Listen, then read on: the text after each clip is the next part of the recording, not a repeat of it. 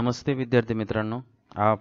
आज आपण उदाहरण क्रमांक 6 पान नंबर 37 याबद्दलचे हिंट्स तुम्हाला मी देणार आहे. तर तुम्ही उदाहरण वहीमध्ये लिहून काढा अगोदर आणि ते कोणता आयटम कुठे लिहिणार आहे ते पण लिहून काढा. हिडन ॲडजस्टमेंट देऊन ठेवा आणि ॲडजस्टमेंटचे क्रमांकही देऊन ठेवा. हे काम तुम्ही ऑडिओ सुरू केल्यानंतर किंवा सुरू करण्यापूर्वी करून ठेवायचे. नंतर मी तुम्हाला आता उत्तरं सांगतो. तुम्ही बरोबर आहे असेल की नाही तुम्ही चेक करून घेऊ शकता आणि चुकले असेल तर दुरुस्त करून घेऊ शकता. तर आपण आता तुम्हाला मी पूर्ण उदाहरण सोडवण्याचे हिंट्स देतोय आणि हे उदाहरण तुम्ही ऑडिओ ऐकल्यानंतर सोडवायचंय. पूर्णपणे सोल्युशन कसं लिहायचं त्याबद्दल सांगतोय. तर आता बघा, पहिल्या पॅराग्राफमध्ये आपल्याला काय इन्फॉर्मेशन जी दिलेली आहे. 2 पार्टनर आहे, श्रेयस आणि मृणाल. दोघांची पार्टनरशिप फर्म आहे आणि आपल्याला त्याच्यावरनं trading profit and loss account balance sheet तयार करायचे. त्यांनी आपल्याला ट्रायल बॅलन्स दिलेला आहे 31 मार्च 2019चा. तर आपण खाली जाऊया. कॅपिटल अकाउंट दिलेले आहेत. तर आता इथे कॅपिटल अकाउंट आपण कुठे लिहितो? बॅलन्स शीटच्या लायबिलिटी साईडला. बीएससीएल परचेसेस आणि परचेसेस कुठे लिहितो? Trading debit. Sales trading credit. Bills receivable balance sheet asset side. BSA bills payable. BSL L म्हणजे लायबिलिटी साइड. त्याच्यानंतर commission profit and loss account debit side. Salaries PL debit. Insurance PL debit. ही hidden adjustment आहे. हिला या ठिकाणी तुम्ही H3 number द्या, कारण परचेस अँड सेल्सवरती रिटर्नची ॲडजस्टमेंट त्याला आपण H1 H2 दिलेला आहे. आणि त्याच्यानंतर पुढे प्रीपेड हा डायरेक्ट आलेला आयटम आहे. आपण पाहिलंय शेवटच्या ॲडजस्टमेंटमध्ये डायरेक्ट आलेल्या आयटमचा एकच इफेक्ट होतो ट्रायल बॅलन्समधल्या आणि हा जातो बॅलन्स शीटच्या ॲसेट साईडला, कारण आपण प्रीपेड जे आयटम आहे ते सगळे बॅलन्स शीटच्या ॲसेट साईडला लिहित असतो. याचा एकच इफेक्ट होणार, हे मात्र लक्षात ठेवायचं आहे. Sundry creditors balance sheet liability side. Sundry debtors balance sheet asset side. Postage profit and loss account debit side. freehold premises balance sheet asset side. Furniture assets bad debts PL debit. Cash in hand asset cash at bank asset. Carriage inward trading debit. Carriage outward PL debit. Stock 1/4/2018 आहे म्हणजे opening stock trading account debit side.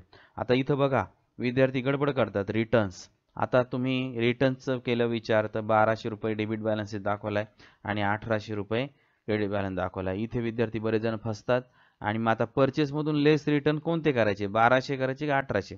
तर तुम्हाला मी सांगितलं होतं cross असं गुणाकार चिन्ह करून दाखवलं होतं 11वीला फळ्यावरती, बरोबर आहे की नाही? म्हणजे आता परचेस जर किंमत 37,800 आणि रिटर्नची किंमत क्रेडिट बॅलन्समध्ये 1800 तर 1800 रुपये आपण काय करायचे? वजा करायचे. आणि सेलची अमाऊंट आहे 66,700.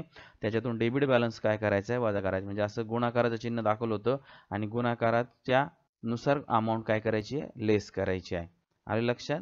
तर रिटर्न्सची ॲडजस्टमेंट लक्षात आली सर्वांच्या.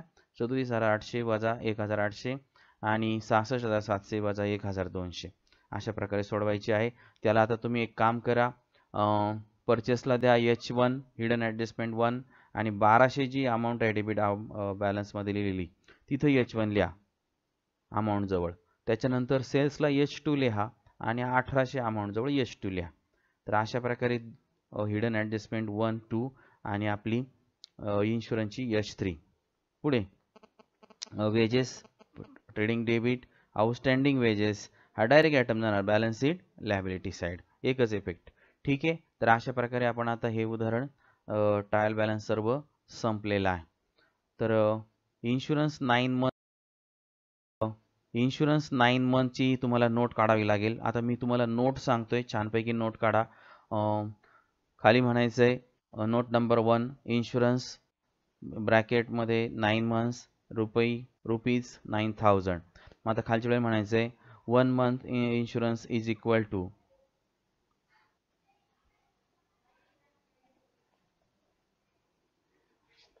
1 month insurance is equal to 1,000. बरोबर.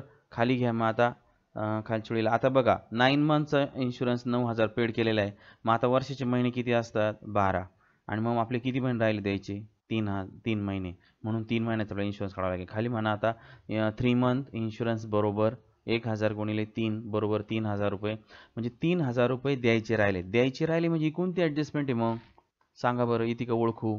द्यावयाची राहिलेली आउटस्टँडिंग इन्शुरन्स. मग आता आउटस्टँडिंग इन्शुरन्सची जी ॲडजस्टमेंट आहे त्याप्रमाणे दोन इफेक्ट द्या. मग खालच्या वेळेला आता effect one add in insurance outstanding 3000 रुपये, profit and loss account debit side.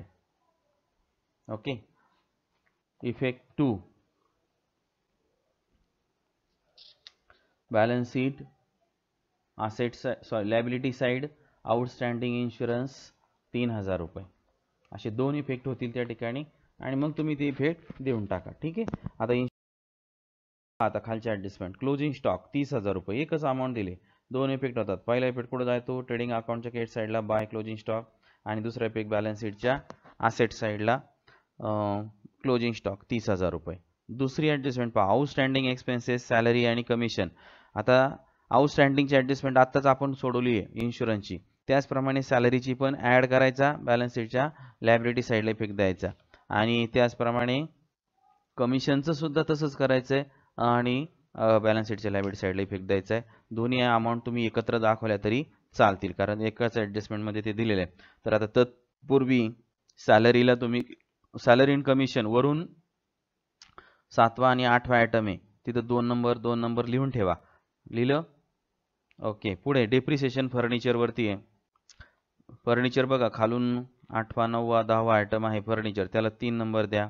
आणि ही ॲडजस्टमेंट आता नवीन नाही आहे, 11वीला झाली आहे खूप वेळा, 12वीला पण झाली, आता तुम्ही ती सोडवायची आहे. त्याच्यानंतर आहे provide for further bad debts ₹1200. तर आता सर्वांनाच माहिती आहे बॅड डेब्स आहेत, आपण काय करणार? याचा इफेक्ट कशावर होणार? पहिल्यांदा असा लिहा सन्ड्री डेटर्स. मग सन्ड्री डेटर्स शोधा इन्शुरन्सच्या खाली, चौथा आयटम सन्ड्री डेटर्स 25,000 रुपये सापडलं, तिथं 4 नंबर द्या. आणि दुसरा इफेक्ट लिहा, एक बॅड डेब्स दिलेले खाली, त्याच्यावर होऊ शकतो बॅड डेब्स आहे 500 रुपये, तिथे 4 नंबर लिहून ठेवा.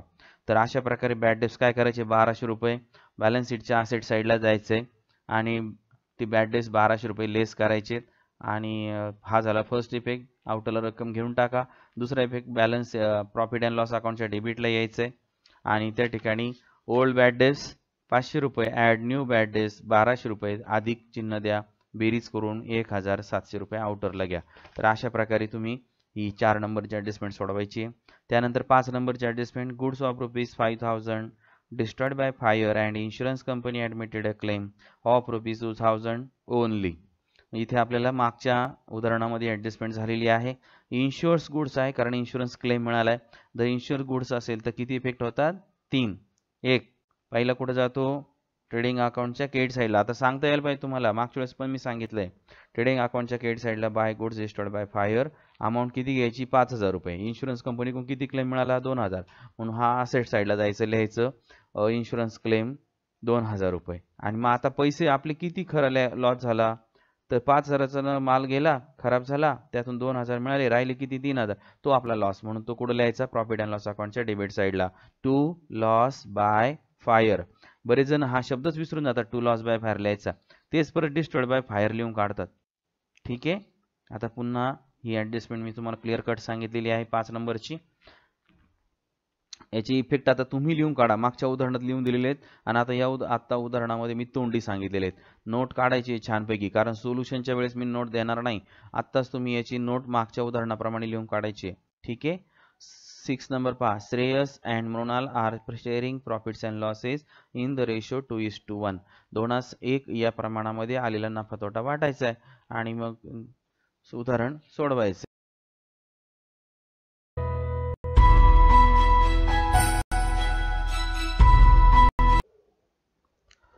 नमस्कार विद्यार्थी मित्रांनो, आज आपण 6व्या उदाहरणाचं सोल्युशन कसं लिहायचं ते बघणार आहोत. तर सर्वांनी नीट लक्ष द्या. या आपला 6वं उदाहरण, page number 37. From the following trial balance of Shreyas, Mrinal and adjustment you are required to prepare trading profit and loss account for the year ended 31st March 2019 and balance sheet as on that date. Trial balance as on 31st March 2019. त्यांनी आपल्याला trial balance दिला आहे. श्रेयश आणि मृणालच्या बुक्समध्ये आपल्याला final account तयार करायचे. Trial balance आपल्याला दिलेला आहे. 3 कॉलम ट्रायल बॅलन्स आहे आणि या ट्रायल बॅलन्सचा उपयोग करून आपण आता सोल्युशन तयार करणार आहोत. मग आता एक एक आयटम आपण ट्रायल बॅलन्सच्या क्रमानुसार घेत जाणार आहोत. इथे आहे कॅपिटल अकाउंट श्रेयश आणि मृणाल 35,000 आणि 20,000. मग आता आपण कुठे लिहितो लगेच सांगायचं आहे पटकन. तुम्ही कॅपिटल अकाउंट कुठे लिहितो सांगा. तुम्ही स्वतःच सांगायचं आहे, स्वतःच बोलायचं आहे. बॅलन्स शीटच्या लायबिलिटी साईडला काय लिहायचं? Capital account.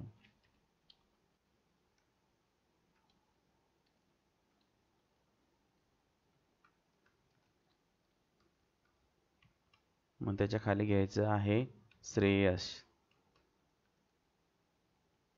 त्याच्या खाली घ्यायचे मृणाल.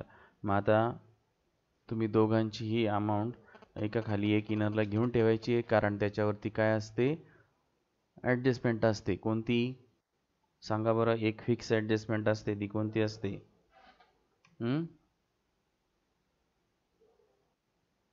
सांगा लवकर. नेट प्रॉफिट किंवा नेट लॉस. मग आता श्रेयसचा 35,000 बॅलन्स आहे आणि मृणालचा 20,000. मग श्रेयसच्या समोर 35,000 इनरला लिहून टाका आणि मृणालच्या समोर 20,000. आपण लिहिलेलं आहे बॅलन्स शीटच्या लायबिलिटी साईडला कॅपिटल बॅलन्सेस. पुढचा आयटम पहा आता. कॅपिटल नंतर आहे परचेसेस. तर 37,800. सांगा कुठं लिहायचं? Trading account debit side. To एक ओळ सोडून लिहायचं टू परचेसेस. त्याच्यावर काही ॲडजस्टमेंट आहे का? आहे. ही हिडन ॲडजस्टमेंट आहे, आपण कालच लिहून ठेवलं आहे. तर कशाची ॲडजस्टमेंट आहे ती? तर रिटर्न्स, परचेस आणि परचेस रिटर्न. आणि म्हणून परचेसची अमाऊंट आपण काय करणार आहोत? इनरला लिहिणार आहोत 37,800. आणि परचेस रिटर्न्स किती घ्यायचे? क्रेडिट बॅलन्समध्ये जायचं, कारण परचेसचा बॅलन्स डेबिट असतो आणि परचेस रिटर्नचा बॅलन्स क्रेडिट असतो. तर खालून तिसरा आयटम आहे 1,800 रुपये. तुम्ही वहीत उदाहरण लिहिलेलं आहे.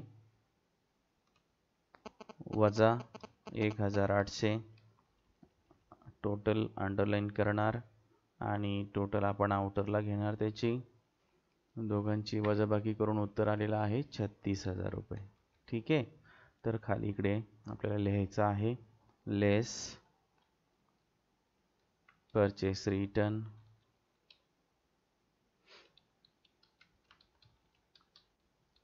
इथे लक्षात ठेवायचं आहे, फक्त रिटर्न शब्द दिला होता तरी गडबडून जायचं नाही. आणि डेबिट बॅलन्स आहे परचेसचा आणि क्रेडिट बॅलन्स असतो परचेस रिटर्नचा. अमाऊंट घेताना मग नेहमी गुणाकाराचा जे चिन्ह आहे क्रॉस अमाऊंट त्या ठिकाणी घ्यायची आहे. तर याचा एकच इफेक्ट होत असतो, तो आता झालेला आहे. पुढचा आयटम आहे आपला सेल्स. सेल्स आहे 6,700. इथेही आता ही ॲडजस्टमेंट आहेच आहे, म्हणून आता घेऊया आपण सेल्स 66,700 ट्रेडिंग अकाउंटच्या क्रेडिट साईडला. सेल्स अकाउंट अमाऊंट आहे 66,700. त्याच्यातनं आपल्याला काय करायचं आहे? लेस जी डेबिटच्या बॅलन्समध्ये अमाऊंट आहे 1,200.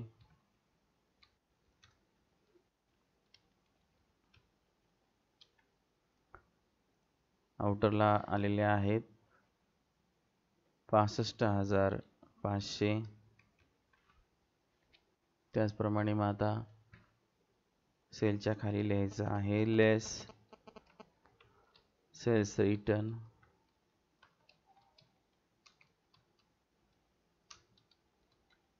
ओके. त्याच्यानंतर आता पुढचा आयटम आपल्याला दिलेला आहे परचेस दिला होता, सेल्स पण त्याच्या खाली दिला होता, तो आपण घेतलेला आहे. पुढे बिल्स रिसिवेबल. पटकन सांगायचं कुठं जाणार? असेट साईडला एक दोन ओळी सोडून खाली मी लिहित आहे, तुम्ही पण बिल्स रिसिवेबल.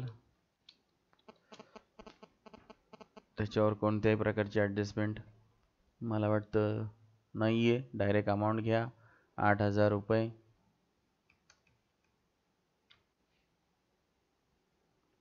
पुढे बिल्स पेबल आहे लगेच. बिल्स पेबल आपण कुठे लिहितो? बॅलन्स शीटच्या लायबिलिटी साईडला. मृणालच्या खाली मी लिहित आहे बिल्स पेबल.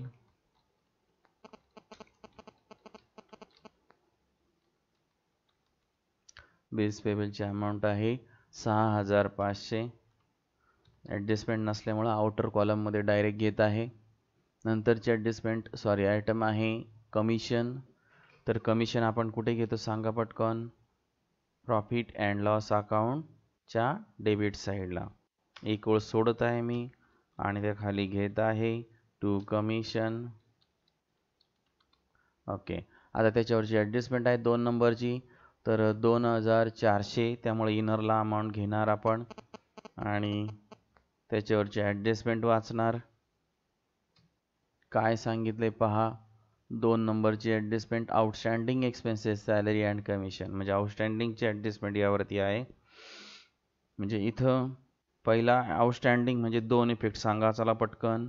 सांगितलेले तुम्हाला ॲड इन रिस्पेक्टिव्ह आयटम, हा फर्स्ट इफेक्ट. सेकंड इफेक्ट होईल बॅलन्स शीटच्या लायबिलिटी साईडला. मग ॲड 400 आणि आउटरला आलेले आहे 2800.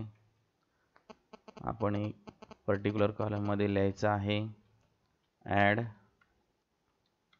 आउटस्टँडिंग.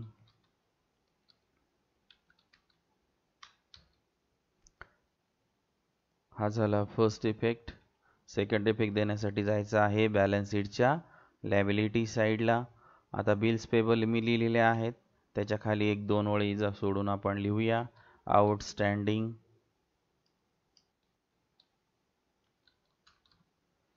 आता आउटस्टँडिंग आपल्याला कळालं आहे 2 नंबरमध्ये 2 आयटम्स आहेत. आपण इथे ते दोन्ही एकत्र घेऊ शकतो. पहिला आहे सॅलरी आणि त्याच्या खालीच आपण परत लिहू शकतो commission.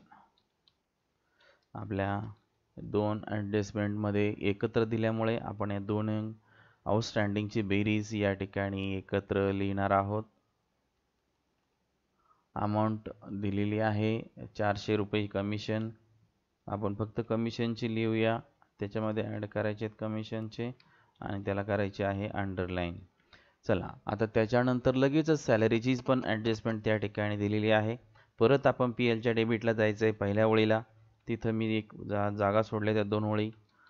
S A salary, सॅलरीमध्ये add लगेच आउटस्टँडिंग.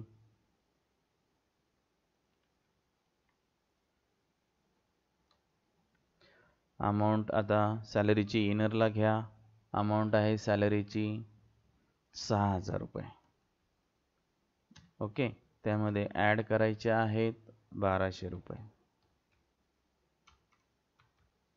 ठीक आहे, बेरीज करून आउटरला घ्यायचे आहेत 7200.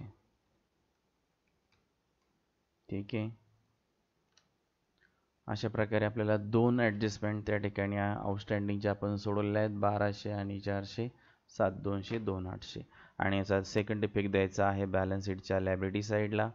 आता मी आउटस्टँडिंग म्हटलेलंच होतं, तर त्याच्या खाली मी लिहित आहे सॅलरीच्या पुढे 1200. दोघांची बेरीज करून तुम्ही आउटरला घेऊ शकता.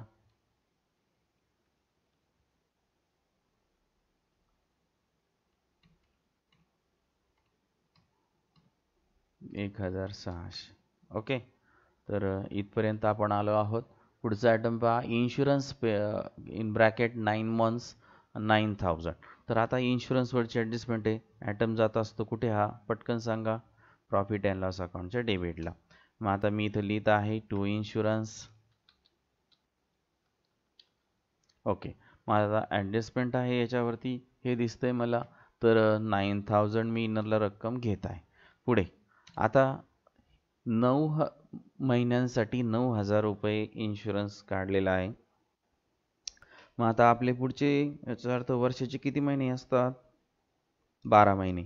मग 12 महिन्यातले 9 महिन्यांचा जर पेड केलेला असेल तर राहिले किती, मग 3 महिने. मग 3 महिन्यांचा इन्शुरन्स अमाऊंट किती येईल सांगा.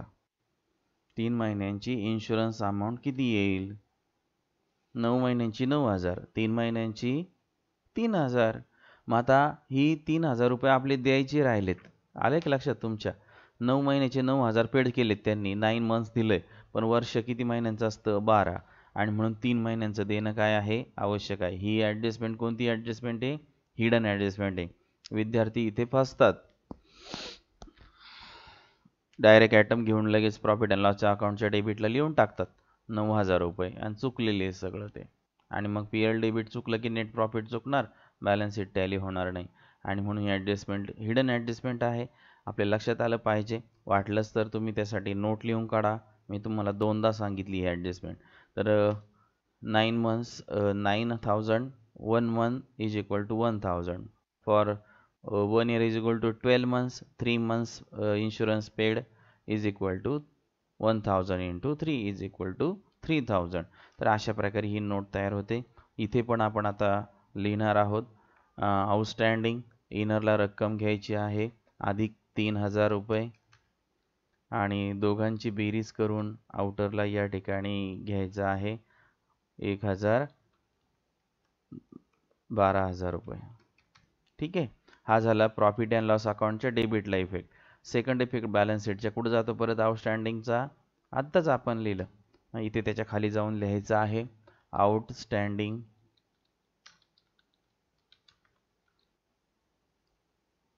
इन्शुरन्स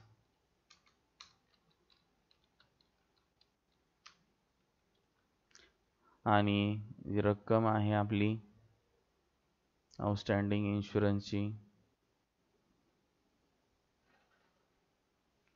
3,000 रुपये. 3,000 लिहिले.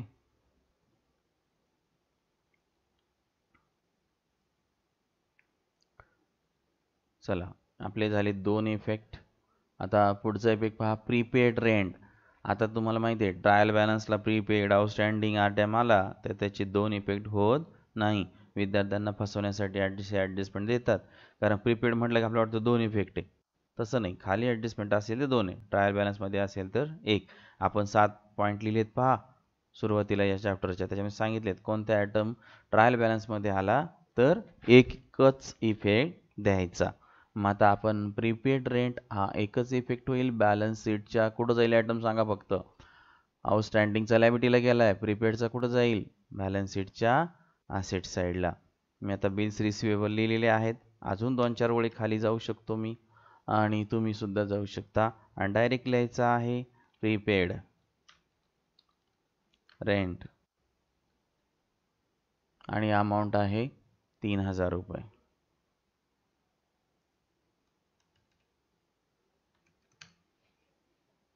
प्रीपेड रेंट 3,000 रुपये. पुढे त्यांनी काय दिले आता खाली आपल्याला, सनरी क्रेडिटर्स. सनरी क्रेडिटर्स कुठे लिहायची सांगा, पटकन सांगता आलं पाहिजे. बघा बॅलन्स शीटमध्ये आपण जात आहोत, हे आहे बॅलन्स शीट.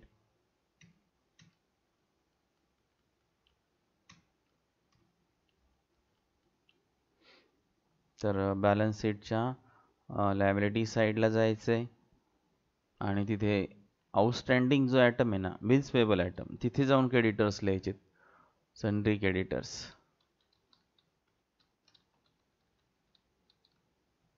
ओके, अमाऊंट आहे 48,900. ठीक आहे, नेक्स्ट आयटम आहे सनरी डेटर्स. सनरी डेटर्स घ्यायचा आहे बॅलन्स शीटच्या असेट साईडला बिल्स रिसिवेबलच्या खाली सनरी डेटर्स. ओके, त्याच्यावर ॲडजस्टमेंट नंबर आहे 4, म्हणून रक्कम कुठं लिहिणार आपण इनर साईडला, इनरला. ओके, त्याच्यावर आता 4 नंबरची वाचक आहे, provide for further bad debts ₹1,200. हे बघा, provide for further bad debts ₹1,200. तर त्याप्रमाणे आपण आता बॅड डेब्ट्स आहेत, मग आपण आता काय करतो बॅड डेब्ट्स, पटकन आठवलं पाहिजे काय करतो, लेस करायचे. काय करायचे, बॅलन्स शीटच्या असेट साईडला डेट्स आणि डेटर्समधून लेस करायचे आणि लेस केलेली अमाऊंट कुठे घ्यायची पी एलच्या डेबिटला. परंतु आपल्या एक्झाम्पलमध्ये बॅड डेब्ट्स दिलेले आहेत, ओल्ड बॅड डेब्ट्स ट्रायल बॅलन्समध्ये, आणि म्हणून नवीन आलेले बॅड डेब्ट्स आणि ते बॅड डेब्ट दोघांचा बॅलन्स डेबिट असल्यामुळं पी एलच्या डेबिटला तुम्ही ते काय करायचं आहे दाखवायचं आहे. तर चला मग आता इथे आपण लेस करणार आहोत 1,200 रुपये बॅड डेब्ट्स. ठीक आहे, मग इथे मी इनरला पण लिहित आहे लेस बॅड डेब्ट्स 1200 आउटरला आले वजाबाकी करून 23,800. ठीक आहे, हा झाला फर्स्ट इफेक्ट बॅलन्स शीटला. आता दुसरा इफेक्ट द्यायचा आहे प्रॉफिट अँड लॉस अकाउंटच्या डेबिट साईडला. मग आता इथे आपण लिहिणार आहोत, पहिल्यांदा लिहायचं आहे टू ओल्ड बॅड डेब्ट्स. हे खूप महत्त्वाचं आहे, कारण आपल्याला हे लक्षात जर नाही आलं तर मग 2 बॅड डेब्ट्स आपल्याला एक्झाम्पलमध्ये दिसू शकतात, आणि म्हणून आपण थोडी काळजी घ्यायची आहे.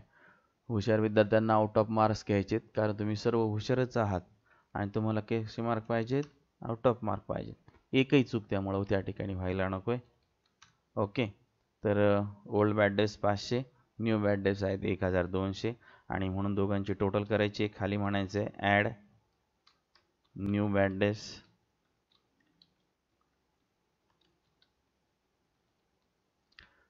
ॲड केलेले आहेत 1200. आउटरला बेरीज करून घ्या 1700. तर अशा प्रकारे बॅड डेब्ट्सची ॲडजस्टमेंट 4 नंबरची सन्डी डेटर्स आणि बॅड डेब्ट्स वरती होती. 4 नंबर आपण ते मार्किंग केलेलं होतं अगोदरच, त्याप्रमाणे सोडवली आहे. पुढचा आयटम आहे आपला दिलेला दिसतोय पोस्टेज. तो पण लगेच याच्या खालीच घेऊन टाकायचा. टू पोस्टेज आहेत 1700, त्याच्या खालीच परत 1700 आलेले आहेत पोस्टेज, आणि हे दोन्ही अमाऊंट सेमच आहेत. ठीक आहे. त्याच्यानंतर पुन्हा पहा खाली काय दिले आपल्याला. पोस्टेजच्या खाली फ्री होल्ड प्रिमायसेस. कुठं लिहिणार आपण फ्री होल्ड, सांगा पटकन. असेट साईडला. मग आता मी या ठिकाणी बॅड डेब्ट्स लिहिलेत, सॉरी सन्डी डेटर्स, त्याच्या खाली लिहित आहे फ्री होल्ड प्रिमायसेस. आउटरला रक्कम लिहून टाका डायरेक्टली 17,300. ठीक आहे. Next item free hold premises 17,300. Next item आहे फर्निचर. मग आता हा फर्निचर सुद्धा मी त्याच खाली लिहिणार आहे. फर्निचर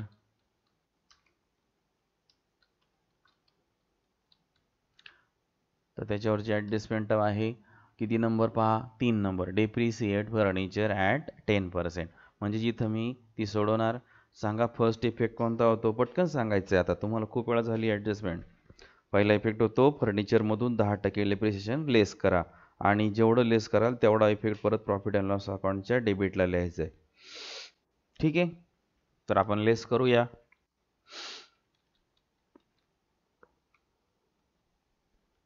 लेस 10% डेप्रिसिएशन.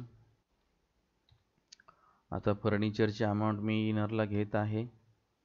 फर्निचर आहे आपल्याकडे 20,000 रुपये. ओके, खालच्या ओळीला लेस 10% म्हणजे किती रुपये झालं, 2,000 रुपये, बरोबर. आणि दोघांची वजाबाकी करा. आउटरला घ्या 18,000 रुपये. ठीक आहे. आता 2,000 डेप्रिसिएशन आलंय, याचा हा झाला फर्स्ट इफेक्ट. सेकंड इफेक्ट द्यायला जायचं प्रॉफिट अँड लॉस अकाउंटच्या डेबिटला. मी इथं आलेलो आहे डेबिट साईडला. To depreciation on furniture. Okay,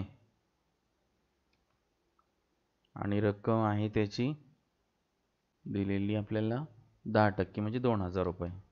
ठीक आहे, तर हा झाला आपला डेप्रिसिएशनचा दुसरा इफेक्ट. पुढे बॅड डेब्ट्सचे आपण घेतलेले आहेत.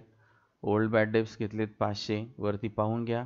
New bad debts 1200. Total adjustment सोडवली. पुढे पहा कॅश इन हँड 4,500. सांगा कुठं जायचं आहे, असेट साईडला. मी पहिल्या ओळीला आलो आहे. कॅश इन हँड, आउटरला रक्कम 4,500. त्याच्या खाली लगेच कॅश ॲट बँक दिले. अमाऊंट आहे 16,000 रुपये. कॅश मी पण त्याच्या खाली लगेच तो आयटम घेत आहे, कॅश ॲट बँक.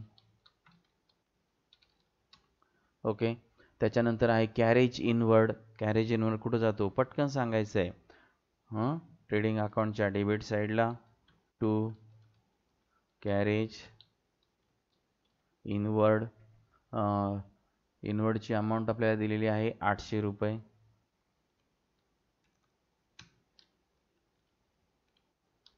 ठीक आहे, सॉरी मी इनरला घेतली होती, आउटरला घ्या 800 रुपये. ठीक आहे, चला चला आता खाली घ्या. आता कॅरेज आउटवर्ड 1700.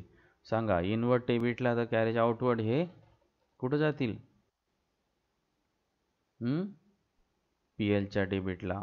लक्षात ठेवायचं आहे, गडबड करायची नाही. मी आता डिप्रिसिएशनच्या खाली हा आयटम लिहित आहे, कॅरेज आउटवर्ड. ओके, आणि रक्कम आहे 1700. ठीक आहे, आता पुढचा आयटम आहे स्टॉक 1/4/2018. पहिला दिवस आहे हा, म्हणजे हा स्टॉक कोणता आहे? Opening stock. कुठं लिहितो आपण? Trading account debit side first line. मी आता तेच लिहित आहे, टू ओपनिंग स्टॉक. ओके, त्याच्यानंतर अमाऊंट आहे ओपनिंग स्टॉकची 22,500. 22,501. ओके, तर ओपनिंग स्टॉक घेतला आहे. पुढे रिटर्न्स दोन्ही आपण घेतलेत, परचेस आणि सेल्समधून घेतलेले आहेत, लेस केलेले आहेत, आणि आपण पुन्हा परत ते लिहिलेले आहेत. नंतर आहे वेजेस. मग आता कॅरेजच्याच खाली मी घेत आहे वेजेस. वेजेसची अमाऊंट आहे 3,100. मग त्याच्या खाली लिहून टाका लगेच 3,100. तर अशा प्रकारे ट्रायल बॅलन्सचे सर्व आयटम संपलेले आहेत. त्याच्या खाली लगेच ॲडजस्टमेंट पाहूया आपण. Closing stock.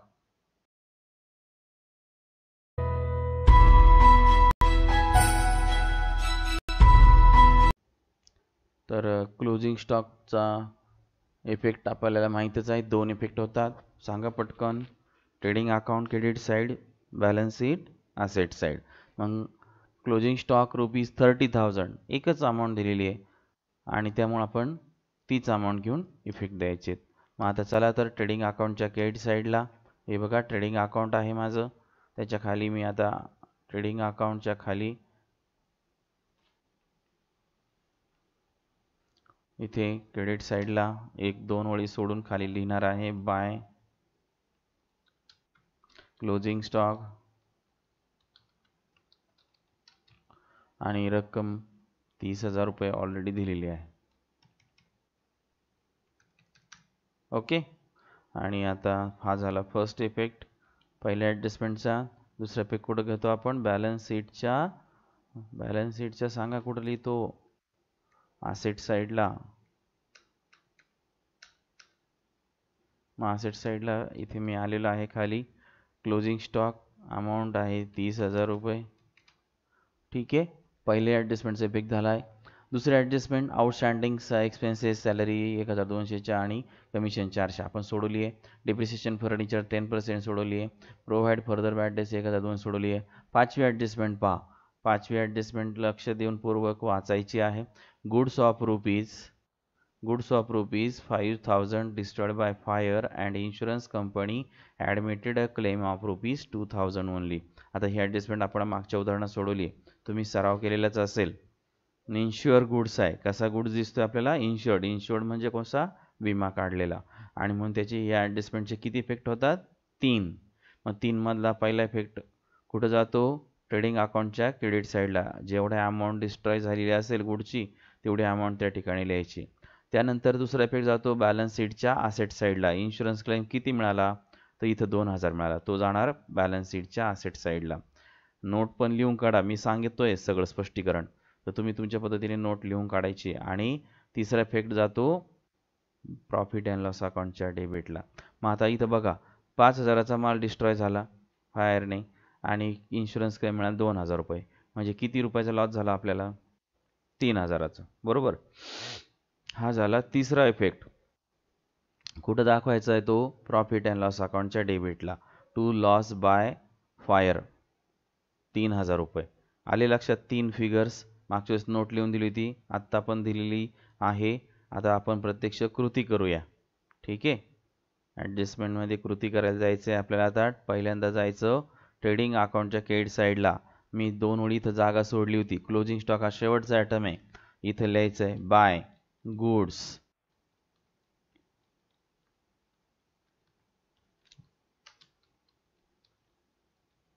Destroyed by fire.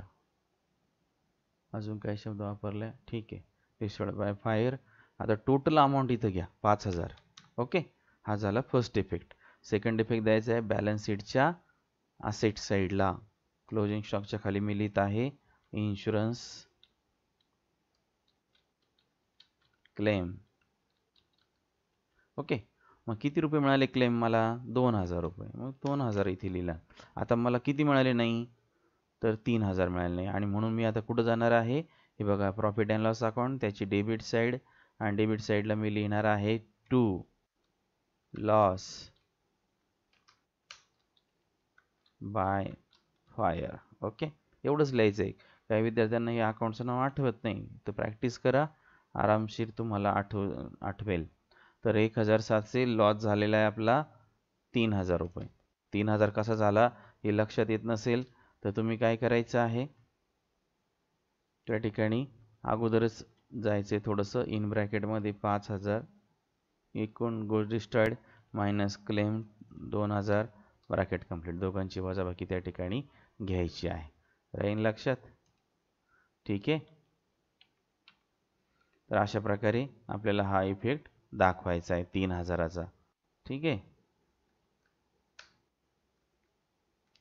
आता ही ॲडजस्टमेंट झाली आहे. पुढची ॲडजस्टमेंट वाचता. त्या ठिकाणी काय सांगितलंय? Shreyas and Mrinal are sharing profits and losses in the ratio 2:1. तर 2:1 त्यांना काय जो नफा तोटा होईल 2:1 प्रमाणामध्ये काय करायचं आहे? वाटायचं आहे. मग आता आपण काय करणार आहोत? क्लोज करणार आहोत. क्लोज करताना आता काय करतो क्लोज आपण? पहिल्यांदा ट्रेडिंग अकाउंट. मग ट्रेडिंग अकाउंट पाहता काय सिच्युएशन आहे? तर आपण नोट काढतो. नोट काढताना आपण काय करतो? पहिल्यांदा लिहा चला नोट लगेच. नोट नंबर काय असेल तो टू क्लोज ट्रेडिंग अकाउंट. त्याच्या खाली सिम्पलमध्ये लिहितोय आपण डेबिट साईड टोटल बरोबर, क्रेडिट साईड टोटल बरोबर, आणि डिफरन्स बरोबर.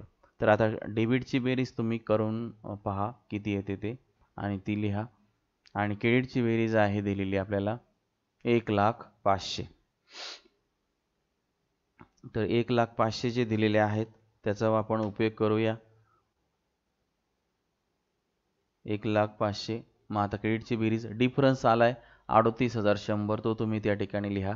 आणि डेबिटची बेरीज कमी आहे म्हणजे तिथे काय मिळालं आपल्याला? Gross profit. त्याला पुढे डिफरन्स बरोबर म्हटलं तुम्ही 38,100, त्याला पुढे लिहा ग्रॉस प्रॉफिट. ठीक आहे, नोटमध्ये लिहून झालेलं आहे. आता आपण जाऊया ट्रेडिंग अकाउंटच्या क्रेडिट साईडला.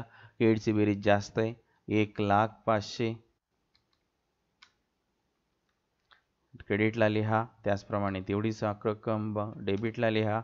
आता डिफरन्स जो आलेला आहे तो आहे 38,100, तो ट्रेडिंगच्या डेबिटला लिहा. आणि त्याला आपण काय नाव देतो? To gross profit brought down, किंवा इथे खाली कंसात लिहायचं आहे ट्रान्सफर टू कॅपिटल अकाउंट. हे तुम्ही तुमच्या वहीमध्ये लिहून काढायचं आहे. आणि सॉरी, इथे ब्रॉट डाऊन नाही, कॅरीड डाऊन. क्लोजिंग बॅलन्स आहे कारण आता हाच इथे ट्रेडिंग अकाउंट क्लोज झालं आहे. आणि आता क्रॉस प्रॉफिटचा हा जो बॅलन्स आहे हा ट्रान्सफर करायचा आहे प्रॉफिट अँड लॉस अकाउंटच्या डेबिट साईडला, सॉरी क्रेडिट साईडला. मग आता जाऊया आपण. क्रेडिटला काहीच आयटम नाही आहे, डायरेक्ट घ्या बाय ग्रॉस प्रॉफिट. इथं घ्यायचं ब्रॉट डाऊन कारण ओपनिंग बॅलन्स आहे. कोणता बॅलन्स आहे? ओपनिंग बॅलन्स आहे 38,100. आता परत नोट काढूया, क्लोज करूया आपण प्रॉफिट अँड लॉस अकाउंट. म्हणा खाली to close profit and loss account. मग परत लिहायचं डेबिट साईड टोटल बरोबर, क्रेडिट साईड टोटल बरोबर, आणि डिफरन्स बरोबर. मग आता डेबिटची बेरीज आलेली आहे 32,100.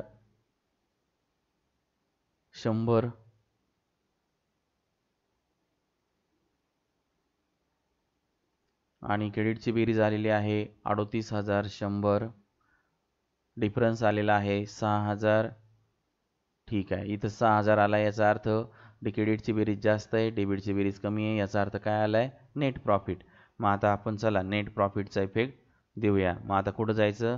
प्रॉफिट अँड लॉस अकाउंटच्या क्रेडिट साईडला टोटल जी जास्त आहे ती दोन्ही बाजूला लिहून टाका. 38,100 पहिल्यांदा मी ती लिहितो आहे. त्याच्यानंतर आपल्याला जो प्रॉफिट आलेला आहे त्याचा इफेक्ट द्यायचा आहे आपल्याला. मग म्हणायचं आहे to net profit. Okay.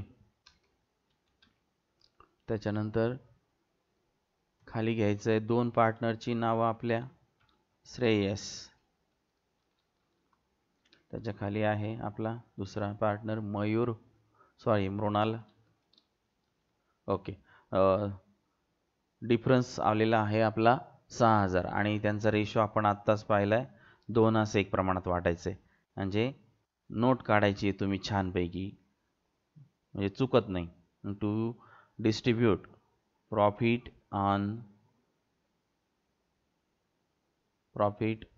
Distributed म्हणा. Profit distributed to partners in 2:1 असं लिहिल्यानंतर खाली घ्यायचंय श्रेयस प्रॉफिट्स बरोबर श्रेयसचा नफा बरोबर 6,000.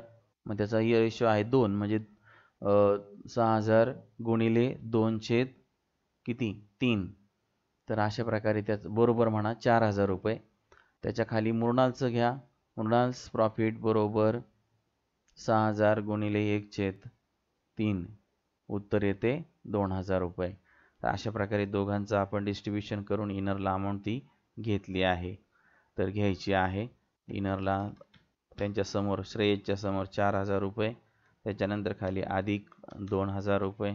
आउटरला बेरीज घ्यायची आहे 6,000 रुपये. 6,000 रुपये. ओके. नेट प्रॉफिट आलेला आहे. इथे खालच्या ओळीला ब्रॅकेटमध्ये लिहायचं आहे transfer to capital account. Okay, ठीक आहे. आता हे जायचं आहे ट्रान्सफर टू म्हणा किंवा ॲड इन शब्द वापरणं हे मला जरा संयुक्तिक वाटतंय, कारण आपण तिथे जाऊन काय करणार आहे आता प्रॉफिट आल्यामुळं ॲडच करणार आहे आणि म्हणून नॅरेशनमध्ये ब्रॅकेटमध्ये इन्फॉर्मेशनसुद्धा तीच लिहायची. मग चला आता जाऊया. आता आपण दोघांच्या ह्याच्यामध्ये नेट प्रॉफिट काय करूया ॲड करूया. Add net profit.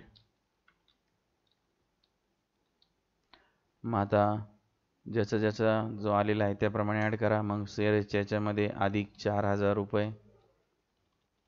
ओके. त्याच्या खाली मी रेषा मारतोय. रेषा मारायला बरेच विद्यार्थी टाळाटाळ करतात, तसं करायचं नाही. टोटल घ्या आउटरला 39,000. आता मृणालचा दिलेला आहे नेट प्रॉफिट आपल्याला किती रुपये 2,000 रुपये. तो त्याच्यामध्ये ॲड करा. 20,000 अधिक 20,000 अधिक 2,000 रुपये. त्याला मी अंडरलाईन करणार आहे आणि तुम्ही पण करायची आहे. त्याच्यानंतर त्याची आता बेरीज घ्या आउटरला 22,000 रुपये. ठीक आहे. तर अशा प्रकारे आता जो नेट प्रॉफिट आला होता तो आपण बॅलन्स शीटच्या लायबिलिटी साईडला कॅपिटलमध्ये ॲड केलेला आहे त्याच्या इफेक्ट प्रमाणे. आणि आपलं सर्व उदाहरण सोडून झालेलं आहे. एकच पॉईंट राहिला आहे फक्त बॅलन्स शीट क्लोज करणे. तर आता ह्या बॅलन्स शीटची द्यायचे तर टोटल घ्यायची 1,22,600 तेवढीच लायबिलिटीची येते नाही.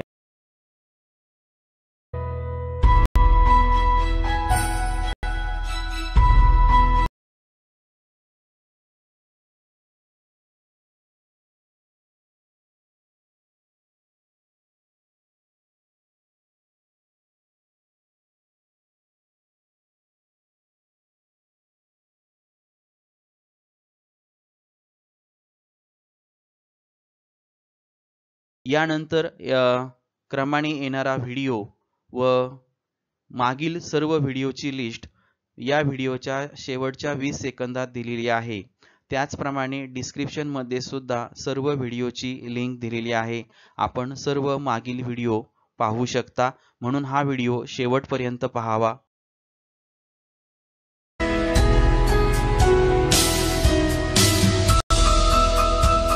Thanks for watching my video.